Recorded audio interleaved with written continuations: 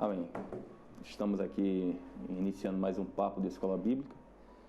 Nós estamos tratando sobre a supremacia das Escrituras, né? E a importância da palavra de Deus no crescimento espiritual. E vamos falar nessa lição de hoje sobre o movimento pentecostal, ou melhor, o Pentecoste e o batismo no Espírito Santo, tá?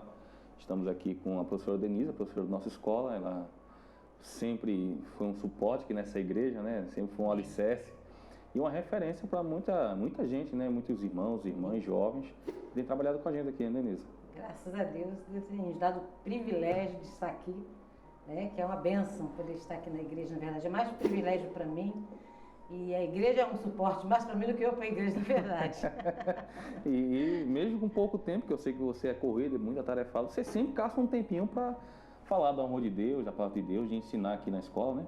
Na verdade, Deus nos chamou para isso, né? Uhum. E não só aqui na igreja. Eu, às vezes, esses dias mesmo, eu cheguei em casa, era meia-noite, e aí alguém me ligou, me chamando, pelo amor de Deus, para ir na casa. Então, aí, Deus nos chamou para isso, né? E Deus me chamou para esse propósito aí de atender as pessoas. Então, o que Deus me chamar e me dar força e graça é o que eu vou fazer. Amém. Meia-noite. E a vida de um Já cristão teve dias de 4 horas da compromissado. manhã. Meia-noite foi o mais cedo que me chamaram. Olha aí, que bênção. Então, conseguiu glória chegar a Deus. cedo para dormir ainda? Cheguei cedo para dormir. Amém, graças a Deus. Denise, a lição de hoje fala sobre Lucas e Atos, né? É um modelo pentecostal para os dias de hoje, né? E a gente sabe que fala de Lucas e Atos, fala de batismo do Espírito Santo, fala de Pentecostes. Então, quem foi Lucas, né? Lucas, na verdade, né, ele foi um médico, né? E tanto é que Paulo se referia a Lucas como um médico amado, né? E ele sempre citou aí Lucas, que estava ao lado dele, né? Nos momentos difíceis, aí, até cuidando dele. Ele era um gentil e ele era um médico, né? E inclusive cuidou de Paulo, acompanhou Paulo por muito tempo, né? E a Bíblia fala que ele acompanhou, ele escreveu, né, o terceiro evangelho aí. E ele, na verdade, foi acompanhando de longe, na verdade, né? O que a Bíblia fala sobre ele, né? O que ele ouvia, né? Ele escrevia, o que ele entendia. Então ele não era apóstolo, ele era médico. Ele era um médico. Era um médico. Era um médico, um médico amado, segundo do Lucas aí, que eu espero que eu seja também uma enfermeira amada.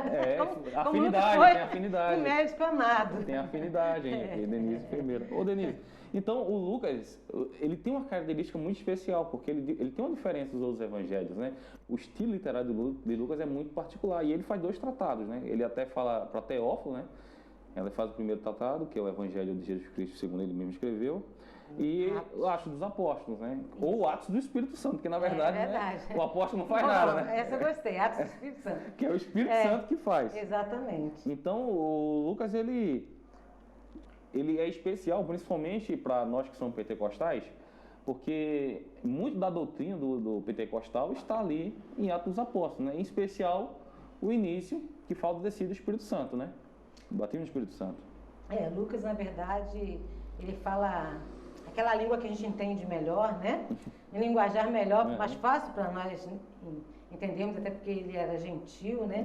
Apesar que tem algumas controvérsias aí de alguns estudiosos, mas tudo indica que Lucas era gentil, então ele fala de uma forma mais acessível para nós, digamos assim. E lá ele fala do Espírito Santo, né? Do batismo no Espírito Santo. E em Atos, principalmente, como você disse, eu achei muito bom essa aí de ser Atos do Espírito Santo. Eu acho que esse nome fica melhor do que Atos dos Apóstolos, né? Porque quem faz tudo é o Espírito Santo, nós não fazemos nada, na verdade. E a gente percebe aí que é muito importante esse batismo no Espírito Santo. Essa imersão no Espírito Santo. Que batismo é imersão. É imersão, tanto é que a gente tem batismo nas águas, que até hoje nós ainda temos, né? Que você se converte, crê que Jesus é o Salvador, e aí o símbolo da sua morte é emergir na água e levantar você, se levanta uma nova pessoa, né? Esse é o simbolismo aí do batismo nas águas, né? Mas nós temos aí o batismo no Espírito Santo, que todo aquele que crê que Jesus realmente veio e que quer continuar a obra que Jesus iniciou aqui, né? Quer continuar essa obra, ele tem que buscar o batismo do Espírito Santo, porque quem nos capacita é o Espírito Santo. Nós não conseguimos realmente fazer nada se não for o Espírito Santo, né, nos capacitar. E a gente vê aí os apóstolos, em Atos, começar a citar aí tantas coisas que foi feito, né, porque começou lá a promessa, lá em Joel vem lá em Joel 2, se não me falha a memória, 28, a promessa, que seria derramado o Espírito Santo. Que coisa linda, né? E a gente vê aí a promessa se cumprindo. Então Jesus falou, espera, para vocês serem revestidos, aí sim, depois vocês vão sair pelo mundo. Aí vão sair pelo mundo aí, sendo testemunha, e aí farão até maiores obras, né? Jesus fala que em algum momento ali que fará até maiores obras, mas tudo com o poder do Espírito Santo, né? Então, você falou uma simbologia interessante, né? Que batismo é imergir em água, então é imergir no Espírito Santo, né?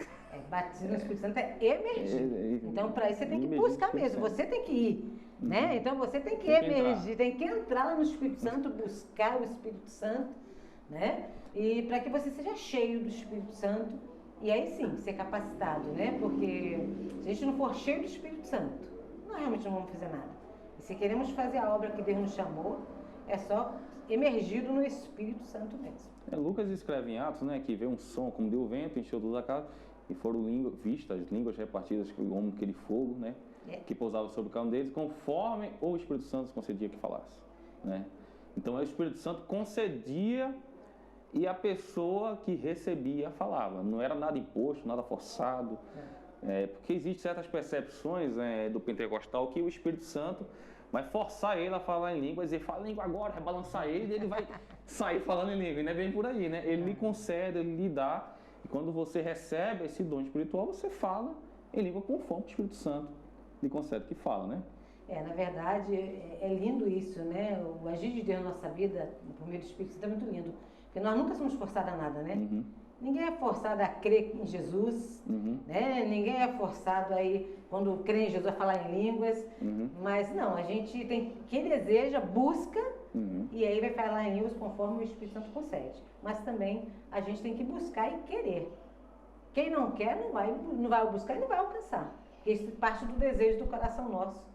Querer cada vez mais estar próximo do Espírito Santo de Deus. Que emergir no Espírito Santo de Deus é isso, você cada vez mais está mais juntinho com o Espírito Santo de Deus, e esse relacionamento estreitar cada vez mais, para que a gente possa ser usado pelo Espírito Santo de Deus aqui na Terra. E o batismo no Espírito Santo, né, com o Espírito Santo, com fogo, né, ainda que alguns acham algumas diferenças teológicas com o Espírito e com fogo, né, mas a questão que a Bíblia nos orienta claramente é que o fogo ele vem para purificar, para transformar, para fazer algo novo. E vemos esse algo novo na vida dos apóstolos, né? Assim que, a exemplo de Pedro, foi batizado, ele já mudou completamente. Você mudou completamente, né? Imagine Pedro, né? Aliás, se fosse falar de Pedro, a gente vai ficar 2 horas falando de Pedro, porque como eu gosto de falar de Pedro. Das mudanças de Pedro, né? Da mudança de Pedro. Porque a mudança, eu nunca vi assim, mudanças tão drásticas e acontecendo, né, na vida de uma pessoa, como de Pedro, descrita na Bíblia, né? E a gente vê aí que realmente Pedro... quando eles recebem o Espírito Santo, e Pedro está no meio desses 120 homens que ficaram lá esperando, como Jesus realmente orientou. E quando Pedro recebe o Espírito Santo ali, ele começa a ter coragem para pregar o Evangelho, né? E ele começa a pregar e já cerca ali próximo a 3.000 almas e se rende. É o poder de Deus na vida desse homem. Pedro foi transformado, né? Um novo homem, uma audácia. Um revestimento do Espírito de poder. E a forma de falar e converter as pessoas, porque Pedro, na verdade, ele era mais para brigar do que para trazer pessoas, para aproximar pessoas. Ele era mais para afastar do que para aproximar. Se a gente for ver o início de Pedro, o que isso muda, né? Quando a gente começa a conviver com Cristo, isso começa a mudar. E quando você emerge no Espírito Santo de Deus, aí isso muda completamente. Você começa a atrair as pessoas para Cristo, né? E Pedro e os apóstolos, antes de Jesus subir ao céu, ele soprou e recebeu o meu Espírito, né? Então ali a gente entende que eles já tinham recebido o Espírito Santo, mas o batismo, o revestimento de poder realmente só veio depois. Eles estavam reunidos ainda aguardando a descida do Espírito Santo. Então há uma certa confusão, mas é fato que os apóstolos haviam já recebido o Espírito quando Jesus sobe ao céu e consequentemente toda a igreja depois. E vemos ali agora Pedro sendo revestido e cheio do Espírito Santo, falando novas línguas. Então existia um Pedro antes de Jesus Cristo, existia um Pedro que andou com Jesus Cristo, existia um Pedro entre a morte e a ascensão de Cristo, e existia um Pedro depois do Espírito Santo. Sim. São várias fases da vida de Pedro. E Pedro, ele carrega esse simbolismo e do comportamento, da conduta, muitas vezes de muitos cristãos, que estão lá no mundo e vem passando por um processo até que ele é cheio do Espírito Santo.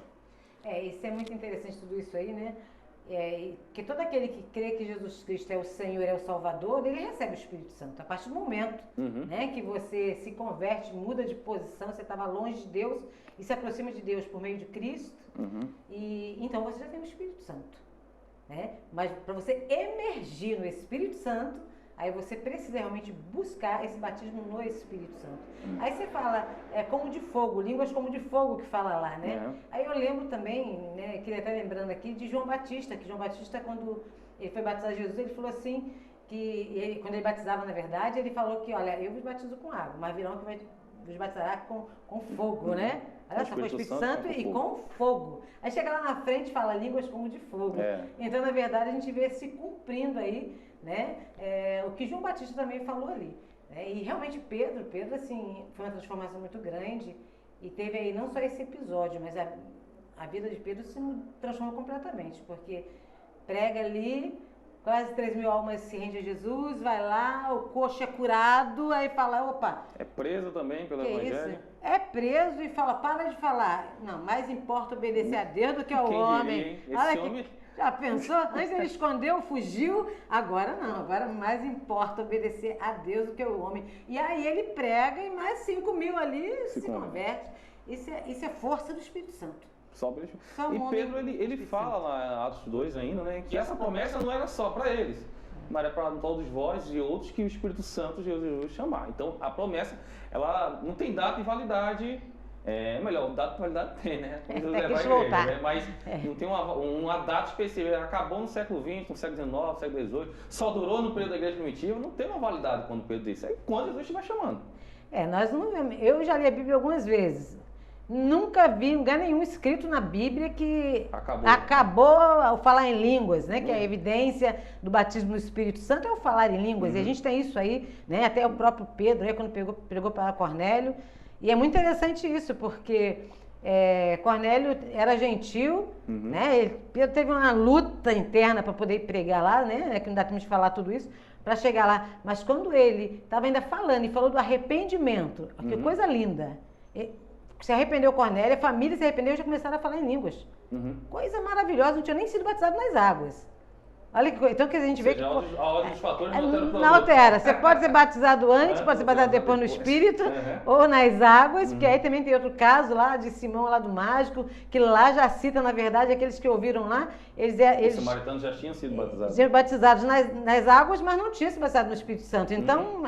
Pode ocorrer de todas as formas, dessas ambas as formas aí. Né? Aconteceu com Cornélio aí. Então, na verdade, o batismo no Espírito Santo é para todos e não tem data. Né? A Bíblia não cita nenhum momento que acabaria. Né? Até Jesus, quando na ascensão dele, quando ele estava com os discípulos, e ali ele fala também antes que a gente iria e porém a mão sobre os enfermos serão curados. Então as maravilhas continuariam com a gente. Continuariam. E isso por meio do Espírito Santo, não tem outro jeito. Só por meio do nosso poder, da nossa força, isso é impossível.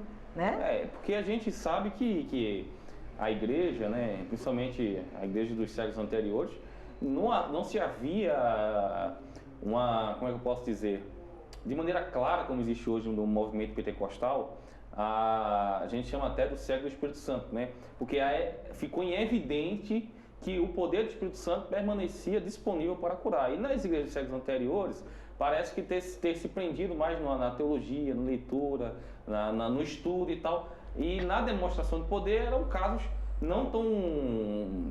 Não era que eram raros, mas não eram tão visíveis, né? Como a gente vê na teologia pentecostal e no meio dos pentecostais. E claro que a gente sabe que Deus continua operando e sempre operou e sempre fez. Mas a partir do momento que veio o movimento pentecostal, até antes da Rua Azusa, mas em especial no movimento da Rua Azusa, a gente tem visto e percebido o crescimento maior do Evangelho, o impacto que aquele que é cheio do Espírito Santo, que permite que o Espírito Santo age na vida dele, ele tem causado no mundo. Então, o Brasil hoje, por exemplo, é uma proliferação enorme, em especial de igrejas pentecostais. E neopentecostais. Neopentecostais. Nós temos relatos de pessoas receberam cura. Você mesmo tem história para contar e pessoas que você trabalha lá na saúde e tem história para contar. Então, é toda essa demonstração de poder pelo Espírito Santo. Tudo é pelo Espírito. Tudo é pelo Espírito Santo. A gente não faz nada pelo Espírito Santo. E é muito interessante que se você se permitir ser usado pelo Espírito Santo, você faz com a leveza. Gente, isso eu nem tinha pensado nisso, sabe?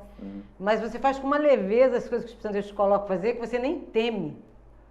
É uma coisa impressionante. O medo desaparece. Eu digo isso aí que eu me permiti, e Deus me deu o privilégio de, aí nessa época de Covid, aí, trabalhar com alguns pacientes muito graves em casa. Mas é como se assim, eu estivesse em outra dimensão. Porque eu fiz coisas que hoje eu falo, eu não faria como ser humano. Eu não sei nem como é que eu fiz aquilo. Como que eu me permiti fazer aquilo? Porque foram coisas, pacientes gravíssimos, que em algum momento tive que orar. Porque foram, assim, coisas tremendas que Deus fez. Se eu tivesse tempo para contar aqui. Mas Deus fez algo maravilhoso, mas era algo leve, eu não sentia. Hoje eu sinto peso e falo, eu fui louca. Mas a verdade não era. Eu me permiti ser usada pelo Espírito Santo. E quando se permite, Deus faz coisas tremendas e numa leveza que a gente fica. Pode depois você falar, como isso aconteceu? Meu Deus do céu, que loucura. Parece uma loucura, né? Porque as coisas de Deus, para quem é natural, é loucura. É loucura. Aí a gente volta ao natural e fala assim, opa, aquilo lá parece loucura.